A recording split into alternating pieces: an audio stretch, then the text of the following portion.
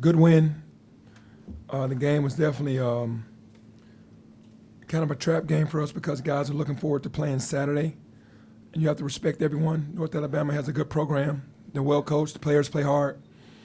And I was happy to see that we came out and took care of business. Our bench got a lot of minutes, so we had an opportunity to try to get those guys on the floor to get some chemistry, get some time on the floor during the game, like more than a couple minutes. And to have 21 assists, one of our better assist games, one of our better three-point shooting games. And we got 17 free throws and shooting over 50% from the field was a great game. Hey, Coach, after the games last week, you said you want to make an emphasis on not turning the balls over and having your offense flow a little better. What's your feeling of how your team performed tonight on that level? We got a little better offensively. We're still holding the ball too long. You know, it's going to get there. Again, we're still trying to learn each other. I keep saying the same thing. We don't have a lot of guys practicing all the time, so it's hard to get the chemistry. And sometimes a guy hadn't practiced for a full week and then gets into the game, and then they have to get used to him being out there. So we're trying to keep preaching the same message on getting the ball from one side to the other and move the defense, and then attacking the paint.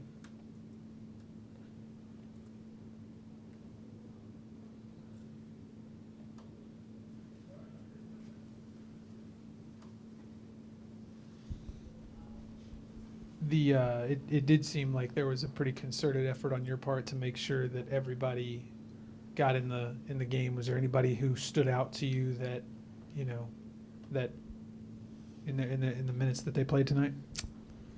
I mean, KO had 5 blocks, so I'm definitely proud of that. You know, trying to let him get a rhythm. He didn't play much in the earlier games, and I just went with the veterans. I went with Malcolm, I went with DeAndre, I went with Chandler, because KO was still trying to learn the system, and it was good to see him tonight get out there, get up and down the court. Had 5 blocks in 21 minutes. You always need that rim protection, so I was happy to see him do that. Penny, weighing back, a game like this in maybe some previous teams for you, it might have been a little closer at times. It may have taken a little while for some guys to get into it. What did tonight do in terms of proving that this team is different when it comes to mentality and experience and maturity?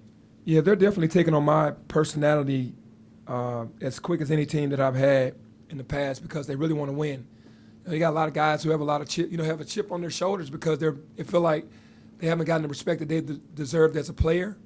And then coming together as a team, they want to show as a team, hey, we lost a lot, but we still gained some guys that know how to play and that want to win, and that's what you're seeing.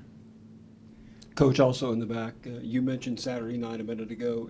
The next 3 of your 4 games are against SEC opponents. Is that just more of your philosophy of a tougher early season schedule?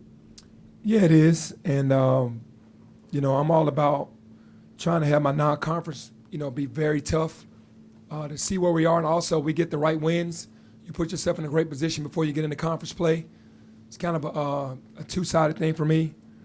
And it just so happened to be SEC teams. I wish it was a Pac-12 again. I wish it was a Big East again and then the SEC, but that's just how it is right now with the home and homes with the teams that we're playing.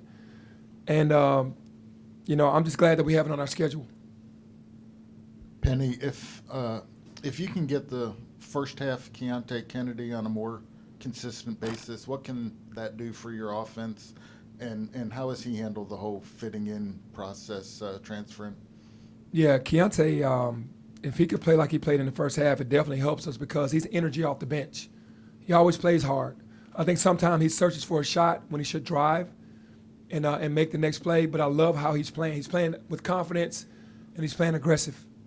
So, but if we can get him to be consistent, because teams now are trying to run him off the three-point line, so now he has to be an athlete, and he can do that very easily. Not just really settle for threes, just get into the paint and then make plays with his size. What about just in terms of fitting in? Has that been an easy process? I'm sorry? Just fitting in? Oh, yeah. No, it has not been easy for him because all these guys are coming in to try to mesh. And, Keontae was like a scorer last year at UTEP, and he's trying to figure out where he fits in. And it's going to be some good days and bad days with that, but he just has to continue to just play hard. Penny, I'm curious about your kind of minutes management. I know a lot of guys were banged up in Orlando last week. Was there a reason Malcolm Dandridge only played 5 minutes, and maybe a reason Alo, who's also hurt, played a ton of minutes?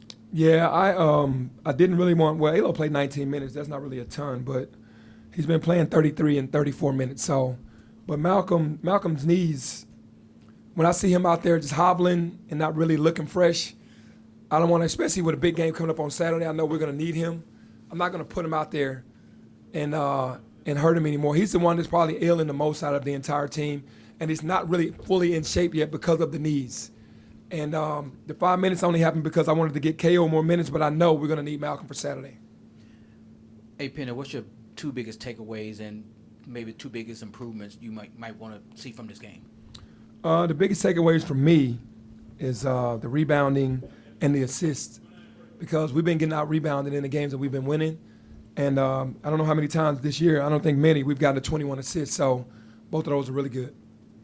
And the things that we need to improve on is just basically understanding who's who. Daniel Ortiz was like a hot guy. He's 5 for 8 and 4 for 5 from 3, 5 for 8 from the field. And Dallas Howell, 2 for 5 from 3 and 3 for 9. So we got to just make it tougher on the guys that we know are the top guys.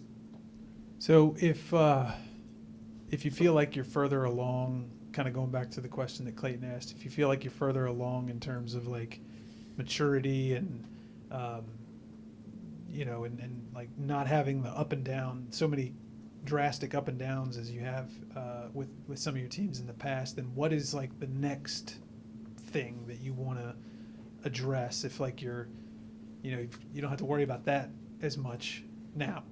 You would have, say, at this time last year, kind of been worried about that. What's kind of the next hill to climb, the next hurdle? I think the next hurdle is for 1 through 13 to play all out every possession, to give it your all, to be desperate, to act as if we're playing for something every possession. Sometimes they take plays off, and I wanted to get to a point to where every guy understands that every possession could hurt us if we give up straight line drives. We give up way too many straight line drives, because I feel like guys that feel like they can rest when the ball isn't in their area and things of that nature. So I know how it's supposed to look, and I just want the guys 1 through 13 every possession to give it their all.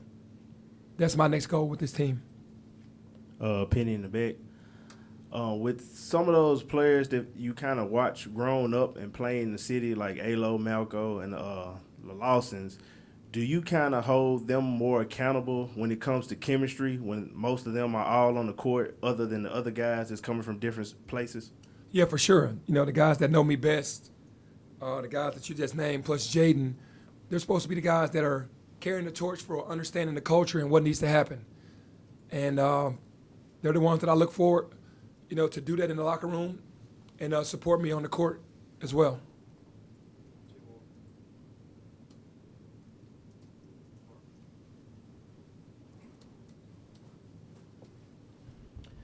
Penny, I know tonight was different, but is it almost kind of a detriment when you're playing such a tough schedule where you can't roll out your whole rotation, whereas some teams, they're playing a bunch of these type of opponents and they're giving guys number 9, number 10, number 11 consistent minutes throughout that non-conference, if that makes sense? I think that we'll have enough games to where, 8 through 13 will be able to play.